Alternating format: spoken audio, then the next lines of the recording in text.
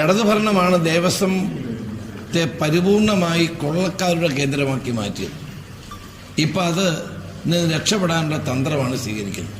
ജയകുമാർ നല്ല ആളാണ്, chief secretary ആയിരുന്നു, അദ്ദേഹം വരുന്നതിൽ ആർക്കും എതിർപ്പുണ്ടാവില്ല. പക്ഷേ കഴിഞ്ഞ 10 വർഷക്കാലം ദേവസ്വത്തെ കട്ടുമുടിച്ചവരാണിവർ.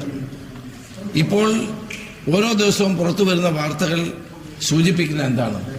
ശബരിമലയിലെ സ്വർണം മുഴുവൻ അടിച്ചു മാറ്റി.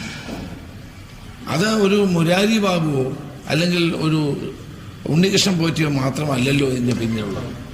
ഇതിന്റെ പിന്നിലുള്ള വൻ സ്രാവുകൾ രക്ഷപ്പെടുകയാണ്. ഇതിന്റെ പിന്നിലുള്ള വൻ തോക്കുകൾ രക്ഷപ്പെടുകയാണ്. ദേവസ്വം ബോർഡ് പ്രസിഡന്റുമാർക്ക് ഉത്തരവാദിത്തമില്ലേ? ദേവസ്വം മന്ത്രിമാർക്ക് ഉത്തരവാദിത്തമില്ലേ? അപ്പോൾ അവരെ മുഴുവൻ രക്ഷപ്പെടുത്താനാണ് ഗവൺമെന്റ് ശ്രമിക്കുന്നത്.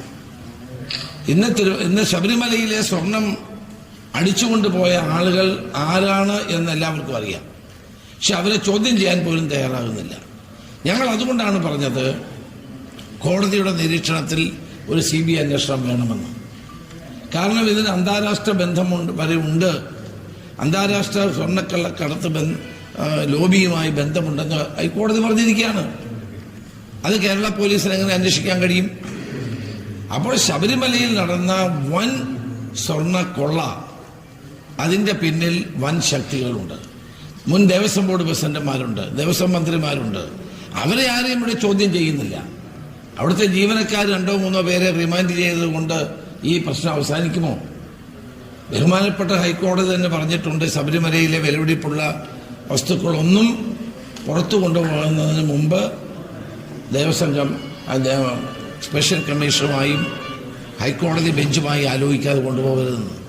മാത്രമല്ല ദേവസ്വം മാനുവലിൽ തന്നെ പറയുന്നുണ്ട്, അവിടെയുള്ള വിലപിടിപ്പുള്ള സാധനങ്ങൾ കൊണ്ടുപോകാൻ പാടില്ല. അറ്റകുറ്റപ്പണി നടത്തണമെങ്കിൽ ശബരിമലയിൽ വെച്ച് തന്നെ നടത്തണം. ഇത് കോടതി പറയുന്നതിന് മുമ്പ് തന്നെ ദേവസ്വം മാനുവലിലുള്ള കാര്യമാണ്. അതൊന്നും പാലിക്കാതെ ഈ വിലപിടിപ്പുള്ള സ്വർണ്ണാഭരണങ്ങൾ മുഴുവൻ ചെന്നൈയിലേക്ക് കൊണ്ടുപോയത് ഇതിൽ വലിയ അഴിമതി നടത്താൻ വേണ്ടിയാണ്. ആ അഴിമതികളാണ് പുറത്തു വന്നുകൊണ്ടിരിക്കുന്നത്. പക്ഷേ യഥാർത്ഥ കള്ളന്മാരെ പിടിക്കുന്നില്ല, അവർ രക്ഷപ്പെടുകയാണ്. അതാണ് ഇവിടുത്തെ ഏറ്റവും പ്രധാനപ്പെട്ട പ്രശ്നം. അപ്പൊ ഇതൊക്കെ ഈ ഗവൺമെന്റ് ആണ് ഇതിന്റെ പിന്നിലുള്ളത്. ഈ ഗവൺമെന്റ് നേതൃത്വം കൊടുക്കുന്ന മന്ത്രിമാരറിയാതെ ഈ കൊള്ള നടക്കില്ല. അപ്പോൾ കേരളത്തിലെ ഭക്തജനങ്ങളുടെ വികാരങ്ങളെ വ്രണപ്പെടുത്തിക്കൊണ്ടാണ് ഈ സംഭവങ്ങളൊക്കെ നടന്നുകൊണ്ടിരിക്കുന്നത്. അതുകൊണ്ട് ഇതിൽ യഥാർത്ഥ പ്രതികളായിട്ടുള്ള ആളുകൾ, മന്ത്രിമാരടക്കമുള്ള ആളുകളുടെ പേരിൽ, ദേവസ്വം മന്ത്രിമാരും മുൻ ദേവസ്വം ബോർഡ് പ്രസിഡന്റുമാരുടെയും പേരിൽ നടപടി ഉണ്ടാകണം എന്നാണ് ഞങ്ങൾക്ക് ആവശ്യം.